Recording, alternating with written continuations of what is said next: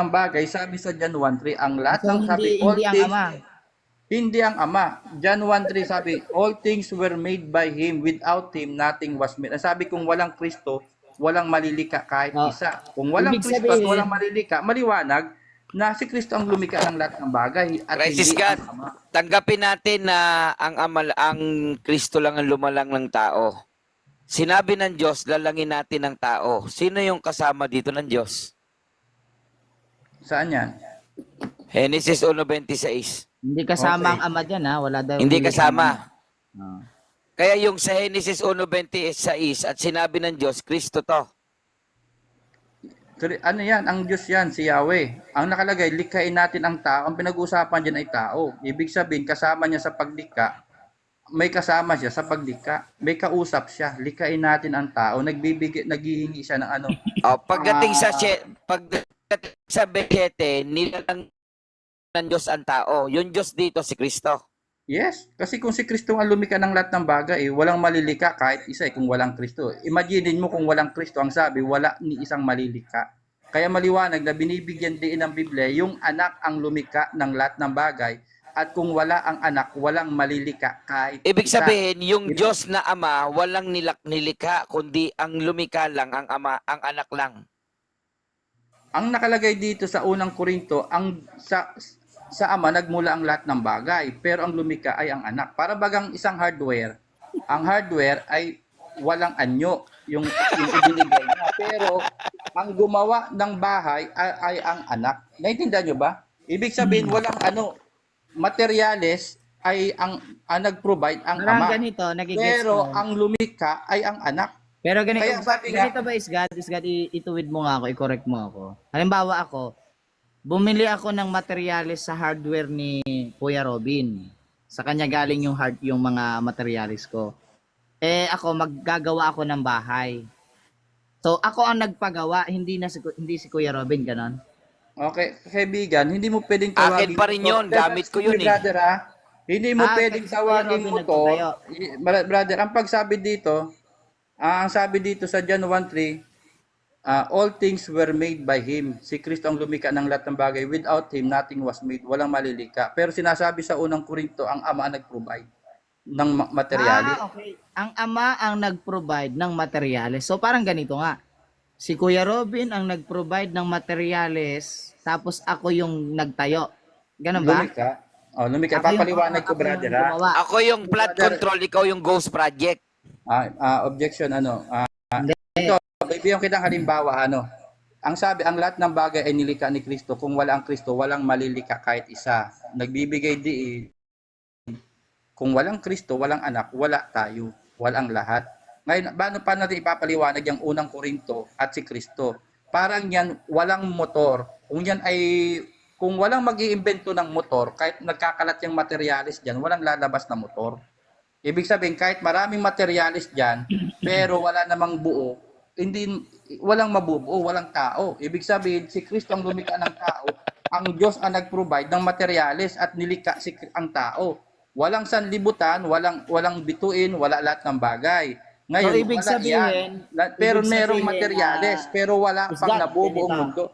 Brother, Ibig sabihin, brother, Isgad, ibig sabihin, kung wala yung materyales na yon, hindi makagagawa si Kristo. Tama ba? Tama. Kaya ang Diyos ang provider. Ibig sabihin, nung unang panahon, wala pang sanlibutan. Alam ko na, Rabinos. Excuse me, Alam brother, ko ha? na.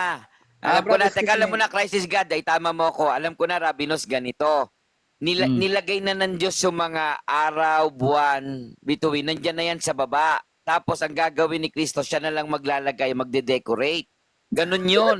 Walang ganun, walang ganun. Walang ganun. Makinig kayo, mga kaibigan, paano natin ipapaliwanag yan? Ang sabi, Oo nga, si no. Kristo, Parang excuse ganun me, yan. brother. Maliwanag na sinasabi sa Hebreo 1:10, itinuturo ng Ama na si Kristo ang lumikha ng langit at ng sanlibutan. Siya ang creator ng langit at sanlibutan. Ibig sabihin, nung unang panahon, wala pang langit at sanlibutan, si Kristo ang gumawa ng langit at sanlibutan. At ang kamay niya, sabi nga, ang kamay ni Kristo ang lumikha ng kalangitan at si Kristo ang lumikha ng sanlibutan. Ibig sabihin, nung time na yun, wala pa nag-i-exist na sanlibutan. Ang tanong, sino ang lumikha niyan? Si Kristo. Kaya kung walang Kristo, walang sanlibutan, walang langit. So, yun nga, ganun nga yung halimbawa. Ngayon ang tanong, ang sabi naman, ang unang Korinto, ang Diyos ang nag-provide ng materials. Parang ang hardware. Ang hardware kasi ay kalat-kalat, walang buo. Pero para si Kristo ang bumuo ng bahay, si Kristo ang bumuo ng sanlibutan, pero ang Ama ang provider ng materials. Ano naman Pero ang si ginawa Kristo ang ng bumuo ng Espiritu sanlibutan. Santo nung panahong yon? Ha? Anong ginagawa ng Diyos mo na Espiritu Santo ng panahong yon? Katulong ni Jesus kasi ang sabi, walang direktang sinasabing katulong ni Kristo. Foreman, Pero bro, ang sabi foreman. ang ginagawa ang sanlibutan Well, ng ano ba, helper? Helper. Arawan? Ano yan? Arawan ba yan? Walang nababanggit. Hindi naman ito pilosopo para sabihin yung arawan. Ano po, kung yun ang way nun para i-defeat yung aking argumento, wala akong magagawa.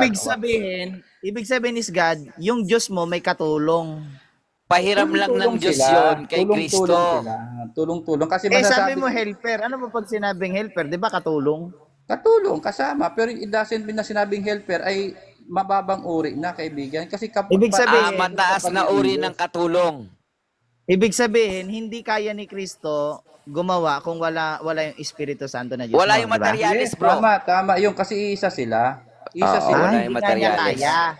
Hindi sila pwede mag-exist nang walang isa. Isa sila eh. Bro, Hindi ganito nga yan, bro kaya pag Rabinos. Ganito yan, bro Rabinos. Pero Yung brother, hardware pero may brother, pako. bakit ayaw mong Tapos yung paniwalaan? Ako lang hardware na may magtatanong, pako, Rabinos, ano? may Bakit gagawa ayaw ng bahay. Parang ganon. Ha? Kaya Trinity, tatlo yun. Brother, bakit ayaw niyong paniwalaan na si Kristo ang lumikha ng langit at lupa? Magulo Kung kasi, pinapatunayan- bro. Magulo. Bakit magiging magulo? Bakit magulo kung pinapatunayan ng Ama? Anong Kaya kaguluhan? nga Malinaw sabi, naman, oh. kaya nga ang sabi ko sa Anong ang sagot malabo sa'yo, dito? Robin. ang sagot kasi sa iyo is Excuse me, God brother. ganito. Excuse me, Intindihin mo Robin. is God. Is God Time ganito na. intindihin mo ha. Sige, salamat brother, salamat. May nagsisenyas na.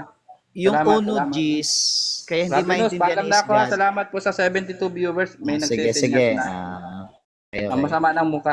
Pasensya Ayun na. yun, magkakarpintero na. Yung Kaya uno G's dapat- kasi mga kaibigan, yung verse 10 kasi, mali si is God. Hindi ang Ama ang nagsalita nun. Yung verse verse 8 quoted sa 45:6. Pagka pinuntahan mo 'yon, hindi ang Diyos ang nagsasalita ron. Pag pinuntahan mo na yung 1-2, hindi rin ang Diyos ang nagsasalita ron. Kinote lang 'yon. Tapos yung sinasabing ngunit tungkol sa Ama, sa anak ay sinabi ng Ama, wala sa original 'yon, dinagdag lang 'yon. Kaya may nababasa si Isgad na ganon. 'Di ba? So, yung verse 10 quoted sa awit 102, 24-25. Hindi naman ang Diyos ang nagsasalita ron eh. Diba? Kaya sinight ni Pablo yon. Nang sinight ni Pablo yon, ang tinutukoy ni Pablo na ikaw, Panginoon, ang lumikha ng lahat, sino ba? Unang